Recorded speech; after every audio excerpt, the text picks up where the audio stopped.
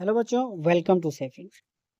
आज हम लोग देखेंगे कि फैक्टर अफेक्टिंग एंजाइम एक्टिविटी, वो कौन कौन से फैक्टर हैं जो एंजाइम की एक्टिविटी को क्या करते हैं, अफेक्ट करते हैं। ठीक है। The activity of enzyme can be affected by change in the conditions which can alter the tertiary structure of protein.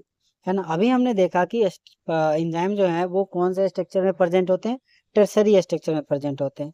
तो वो सारे फैक्टर जो इस टर्सरी स्ट्रक्चर्स को ब्रेक करे, है ना, वो सारे स्ट्रक्चर जो इस टर्सरी स्ट्रक्चर को क्या करे, अल्टर कर दे, तो वो सभी एंजाइम की एक्टिविटी को भी क्या कर सकता है, अल्टर कर सकता है। These include temperature, pH, and change in substrate concentration or binding of specific chemicals that regulate the activity। है ना। इसके लिए चार यहाँ पर दे रखा है कि वो चार चीज है जिसके वजह से क्या हो सकता है, एंजाइम के रेट को कंट्रोल किया जा सकता है। वो क्या क्या है, टेम्परेचर है। ठीक है। टेम्परेचर अगर बढ़ेगा, है ना, इसके बारे में तो हमने पहले भी देखा कि एक ऑप्टिमम टेम्परेचर पे काम करता है, उसके आप आगे जाओ पीछे जाओ तो वो घटेगा ही आपका। पीएच हो गया, चेंज इन सबस्ट्रेट कंसंट्रेशन, अगर सबस्ट्रेट के कंसंट्रेशन को चेंज करे तो उससे भी क्या हो सकता है कि एंजाइम का रेट जो है, एक्टिविटी जो है वो इफेक्ट हो सकता है। और बाइंडिंग ऑफ स्पेसिफिक केमिकल, है ना, कुछ स्पेसिफिक केमिकल बाइंड कर जाए, दैट रेगुलेट इट्स एक्टिविटी, जो क्या करे, इसके एक्टिविटी को रेगुलेट करे। कम भी कर सकता है, ज़्यादा भी कर सकता है। तो उस तरह की चीज़ें भी यहाँ पे देखने को मिल जाएगा जिसको रेगुलेट करने के लिए। इसके आगे बात करते हैं, enzymes generally functions in narrow range of temperature and pH.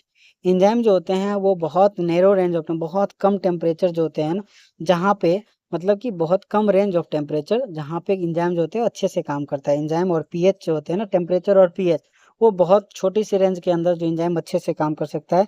Each enzyme show the highest activity at the particular temperature and pH called the optimum temperature and optimum pH. हर एक एंजाइम जो होते हैं एक खास टेम्परेचर, एक खास pH पे अच्छे से काम करता है, उसको क्या नाम दिया गया, optimum temperature and optimum pH का नाम दिया गया।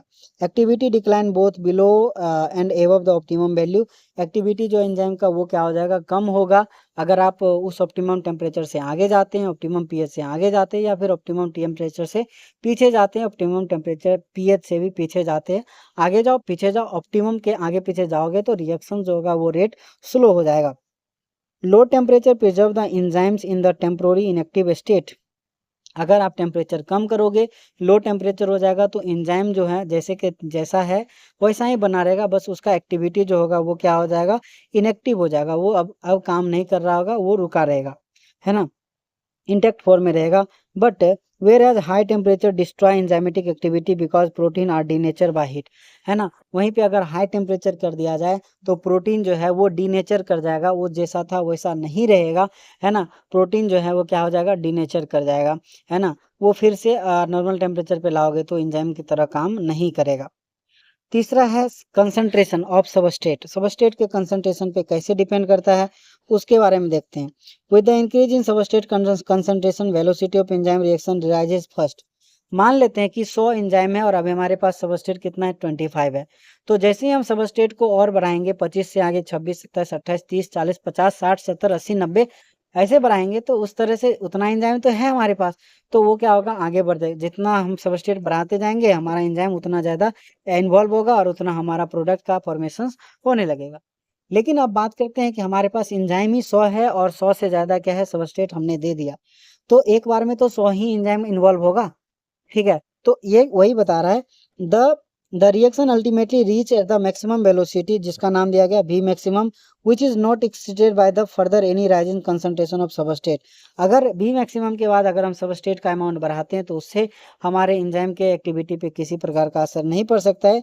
This is because the enzyme molecules are the fewer than the substrate molecules and after saturation of this molecule there is no free enzyme molecule to bind the additional substrate molecules। ये हमने आपको explain कर दिया कि अगर जितना substrate हमारा enzyme molecule है उससे उतना अगर सबस्ट्रेट मॉलिक्यूल हमने दे दिया तो हर एक एंजाइम जो है वो इन्वॉल्व है ईपी बनाने में, ना प्रोडक्ट बनाने में, तो उससे ज़्यादा क्या ही बना सकता है वो, तो एक सेचुरेशन लेवल पे आ जाता है। The activity of enzyme is also sensitive to the presence of specific chemical that bind to the enzymes. Enzyme के साथ अगर कोई स्पेसिफिक केमिकल जो जुड़ जाए तो वो भी क्या कर सकता है, उसके प्रॉपर्टी को डिसाइड कर सकता है.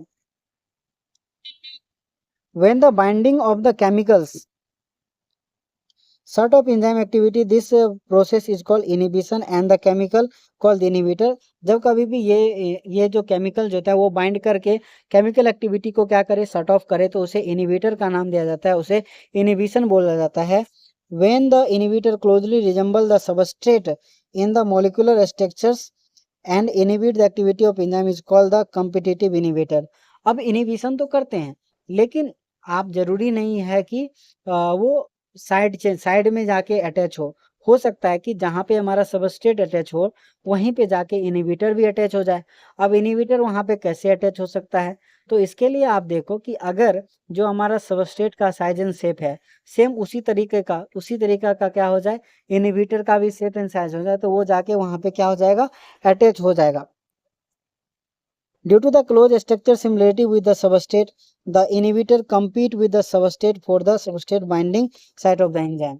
सेम शेप एंड साइज है उसका, तो वो कंपटीशन करेगा किसके साथ, हमारे सबस्ट्रेट के साथ खुद का कंपटीशन कराएगा, ताकि मैं जो हूँ वो क्या कर सके, एक्टिव साइट पे जाके ऐड हो सके. इनहिबिटर एक्टिव साइट पे ऐड होना चाहेगा और हमारा सबस्ट्रेट ऐड होना चाहेगा, लेकिन यहाँ पे क्या हो गया, कंपटीशन हो गया.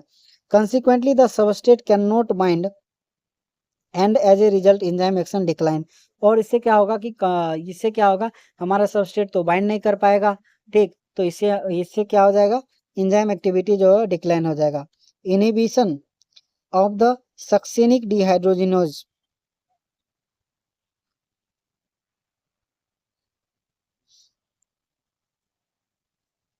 Inhibition of the succinic dehydrogenase by malonate, है ना, malonate which closely resemble the substrate succinate in the structure, है ना.